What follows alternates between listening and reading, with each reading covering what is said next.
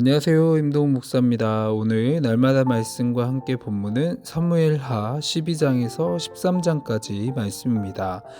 오늘 본문은 하나님께서 나단 선지자를 통하여 다윗의 범죄에 대하여 책망하시고 또 징계를 예언하신 대로 다윗과 밧세바 사이에 태어난 첫 아이의 죽음과 솔로몬의 출생 그리고 이스라엘의 암몬 정복에 대한 내용입니다. 15절 하반절부터 23절까지는 나단 선지자의 예고대로 다윗의 첫 아들이 병들었습니다. 다윗은 자기 아들의 생명이 위독한 지경에 이르자 골방에 들어가 식음을 전폐하고 밤이 새도록 하나님께 간구합니다. 자기 아들이 병들어 죽게 되었을 때 어느 부모가 이와 같이 행동하지 않겠습니까? 다윗의 행동은 모든 부모의 일반적인 모습이라고 할 수 있습니다.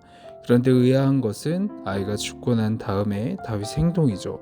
20절 말씀에 보면 다윗이 땅에서 일어나 몸을 씻고 기름을 바르고 의복을 갈아입고 여호와의 전에 들어가서 경배하고 왕궁으로 돌아와 명령하여 음식을 그 앞에 차리게 하고 먹은지라 라고 이야기를 합니다.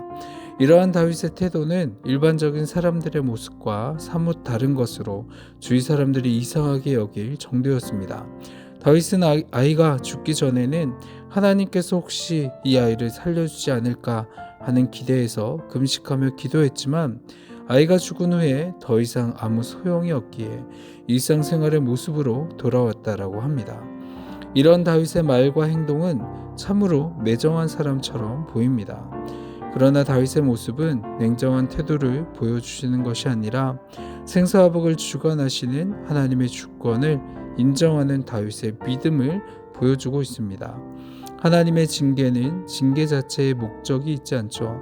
잘못했으니 벌을 받아야 해, 이게 아니라는 겁니다.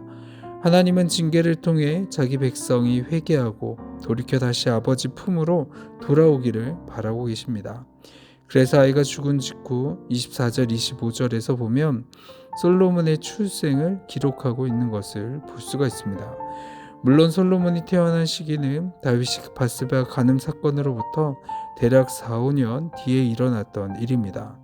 그럼에도 불구하고 본서의 저자가 솔로몬의 출생 사실을 여기에 기록하고 있는 것은 하나님께서 다윗의 죄를 용서하셨다는 것을 볼 수 있고 이 솔로몬은 하나님의 언약을 이어갈 자로 다윗의 뒤를 이어 왕이 될 자라는 것을 보여주는 사건입니다.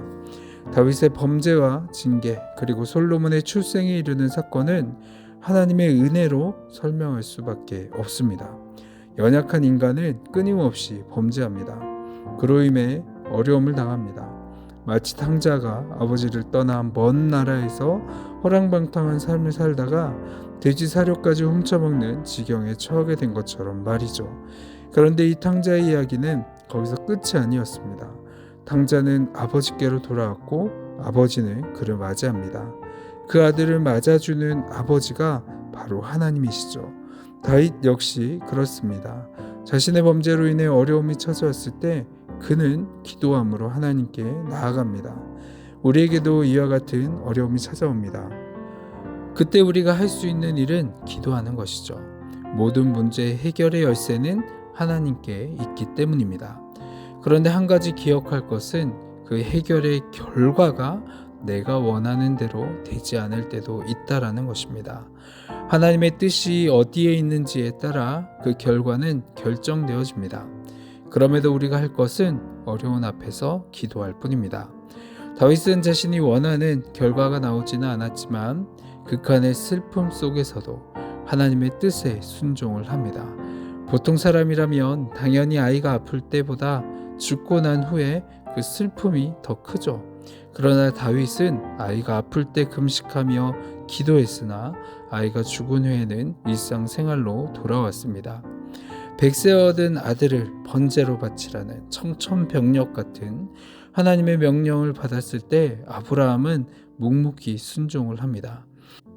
그의 마음은 찢어지듯이 아팠을지언정 하나님의 뜻에 순종을 합니다. 형들의 시기를 받고 노예로 팔려간 요셉, 그는 보디발의 집에서든 감옥에서든 그가 처한 자리에서 하나님의 말씀에 순종했습니다. 이처럼 신앙의 선배들이 모습을 보면 주어진 현실에서 하나님의 뜻을 발견하는 것을 볼 수가 있습니다. 때론 그 현실이 내가 원하는 모습이 아닐지라도 나와 함께 하시는 하나님을 믿었습니다. 오늘도 우리와 함께 계심을 믿고 또 그 이끄심대로 순종하며 살아가는 저 여러분 되길 소망합니다. 아멘. 기도하겠습니다. 사랑을 많으신 하나님, 우리의 모습이 언제나 주님 앞에 죄인임을 고백합니다. 그렇지만 신실하신 주님께서 우리를 사랑해 주시고 우리의 손을 붙들고 계심에 감사합니다. 이 세상의 유혹과 고난이 닥쳐온다라고 할지라도 다시금 일어나게 하시고 오직 주의 안에 살아가게 하여 주옵소서. 감사드리며 예수님의 이름으로 기도합니다. 아멘.